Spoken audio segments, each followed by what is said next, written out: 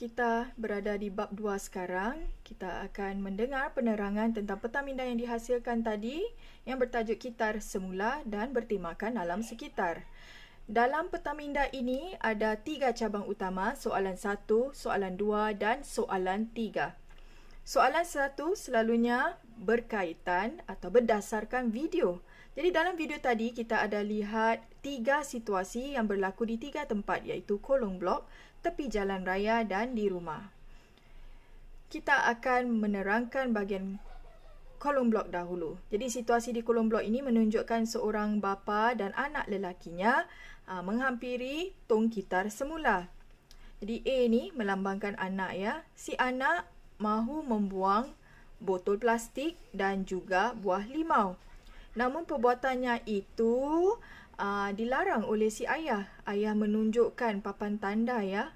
Papan tanda yang menyatakan bahawa dilarang membuang makanan dan minuman ke dalam tong kitar plastik. Situasi kedua yang berlaku di tepi jalan raya, kita lihat ada seorang wanita yang memegang sebuah botol plastik yang ada straw. Jadi, dia tidak membuang sampah itu di tong kitar semula. Sebaliknya, dia buang ke dalam tong sampah yang umum sahaja. Selepas dia beredar dari situ, ada seorang ibu dan anak lelaki pula yang menghampiri tong-tong kitar semula. Si anak mahu membuang kertas ke dalam tong kitar botol, tetapi perbuatannya dilarang oleh ibu. Ibu menyuruhnya untuk membuang kertas itu di tong kitar kertas.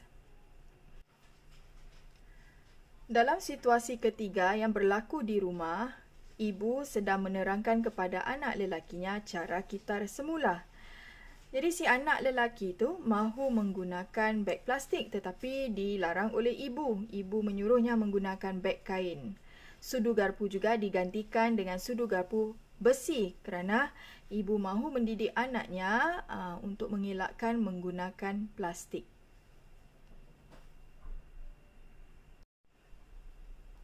Soalan 2 pula tidak berkaitan dengan video, tapi memerlukan respons peribadi kamu.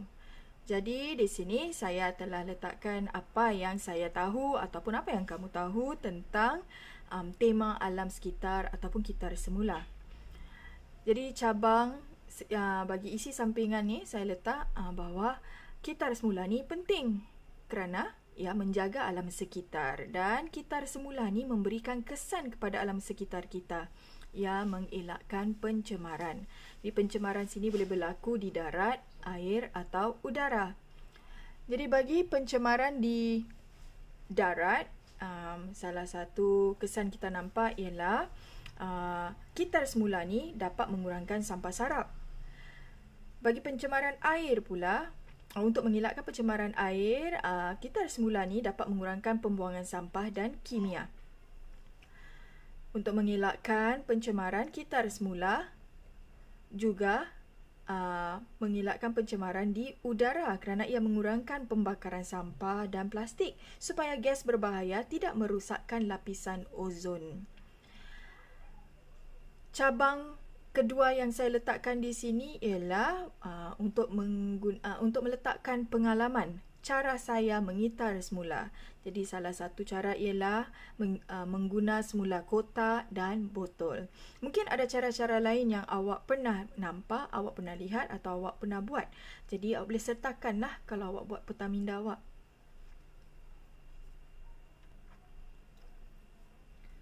Kini kita ke soalan 3. Soalan 3 ni melibatkan awak menggunakan pemikiran kritis.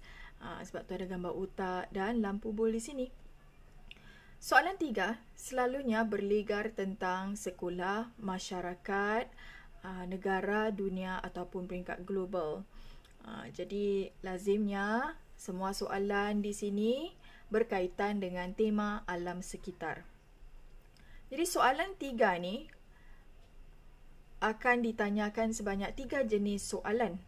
Salah satulah mungkin akan ditanyakan. Jadi soalan jenis pertama ialah jenis pendapat. Apabila kamu terima soalan pendapat, kamu mesti berikan apa pendapat kamu, sebab kepada pendapat itu dan contoh. Jenis kedua ialah cadangan. Kamu perlu sebutkan apakah cadangan itu, penerangan cadangan itu serta contoh kepada cadangan itu. Jenis ketiga yang terakhir ialah saranan. Apakah saranan itu, penerangan kepada saranan itu dan contohnya. Baiklah. Itu sahaja penerangan bagi peta minda kali ini.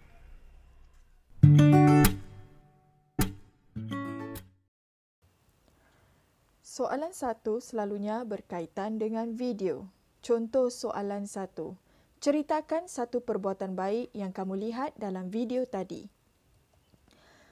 Kamu akan melihat sebanyak 3 respons dan kamu perlu bandingkan. Mutu respons A. Satu perbuatan baik yang saya lihat dalam video tadi ialah menggunakan barang yang boleh dikitar semula seperti beg kain dan sudu garpu besi. Mutu respons B. Satu perbuatan baik yang saya lihat dalam video tadi ialah menggunakan barang yang boleh dikitar semula seperti beg kain dan sudu garpu besi. Sebabnya, beg kain dan sudu garpu besi mesra alam yang tidak memudaratkan alam. Mutu respons C. Satu perbuatan baik yang saya lihat dalam video tadi ialah menggunakan barang yang boleh dikitar semula seperti beg kain dan sudu garpu besi. Sebabnya, beg kain dan sudu garpu besi mesra alam yang tidak memudaratkan alam sekitar. Jika beg dan sudu garpu plastik selalu digunakan, sampah akan bertambah. Bahan plastik juga menyebabkan pencemaran toksik dan kerosakan alam sekitar. Mutu respons yang manakah menjadi pilihan kamu? A, B atau C? Kita lanjutkan ke soalan kedua. Soalan kedua tiada kaitan dengan video. Contoh soalan, bagaimanakah sekolah kamu menggalakkan penjagaan alam sekitar? Ceritakan. Kamu perlu bandingkan respons A, B dan C. Mutu respons A. Ada 2 cara sekolah saya menggalakkan penjagaan alam sekitar. Cara pertama, mengumpulkan surat khabar daripada guru dan murid-murid seminggu sekali. Cara kedua, mengguna semula barang-barang yang dikitar semula. Mutu respons B. Ada 2 cara sekolah saya menggalakkan penjagaan alam sekitar. Cara pertama, mengumpulkan surat khabar daripada guru dan murid-murid seminggu sekali. Surat khabar itu akan diproses untuk dijadikan kertas baharu. Cara kedua, mengguna semula barang-barang yang dikitar semula. Sebagai contoh, dalam kelas seni, kami mengecat botol plastik untuk dijadikan pasu. Mutu respons C. Ada 2 cara sekolah saya menggalakkan penjagaan alam sekitar. Cara pertama, mengumpulkan surat khabar daripada guru dan murid-murid seminggu sekali. Surat khabar itu akan diproses untuk dijadikan kertas baharu. Banyak pokok dapat diselamatkan dengan cara ini. Cara kedua, mengguna semula barang-barang yang dikitar semula. Sebagai contoh, dalam kelas seni kami mengecat botol plastik untuk dijadikan pasu. Cara ini mengelakkan pencemaran darat. Bukan itu saja, kami juga tidak perlu membeli pasu. Jadi, dapatlah kami berjimat. Mutu respons yang manakah menjadi pilihan kamu? A, B atau C? Soalan 3. Soalan 3 memerlukan awak berfikir secara kritis. Contoh soalan, cadangkan idea-idea yang menarik untuk menggunakan semula botol-botol plastik.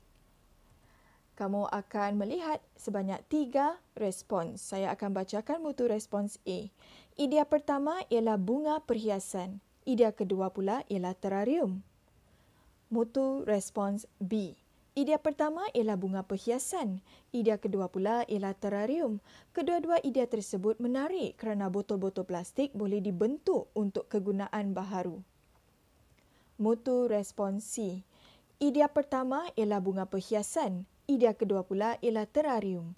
Kedua-dua idea tersebut menarik kerana botol-botol plastik boleh dibentuk untuk kegunaan baharu. Dalam idea pertama, botol plastik boleh digunting untuk membentuk kelopak bunga. Kemudian, kelopak itu direndam dalam air panas seketika untuk mengembangkannya. Akhir sekali, bunga itu boleh dicat mengikut cita rasa. Bagi idea kedua pula, botol plastik boleh dijadikan terarium. kita menggunting bahagian atas botol. Selepas itu, masukkan tanah, pokok-pokok dan batu-batu kecil. Dapatlah taman mini dalam botol. Motor respons yang manakah menjadi pilihan kamu? A, B atau C? Sebagai kesimpulan, pelajaran hari ini kita telah melalui proses ulang kaji e-oral yang bertajuk Kitar Semula. Kita telah melalui sebanyak 3 bab. Bab pertama, kita telah melihat peta minda. Bab kedua, kita telah melihat penerangan peta minda. Dan bab ketiga, kita telah melihat bagaimana menggunakan peta minda ke dalam perbualan. Ada beberapa peringatan penting untuk peperiksaan e-oral. Pertama, gunakan bahasa Melayu dan sebutan baku. Kedua, pelihara kesantunan bahasa dalam kata-kata yang awak tuturkan dan adab berbual dengan pemeriksa. Ketiga, ulang kaji pelbagai tajuk daripada pelbagai video sebagai persiapan e-oral. Yang terakhir, latih bercakap dalam bahasa Melayu supaya yakin dan bersahaja. Sekian. Terima kasih. Jangan lupa like dan subscribe.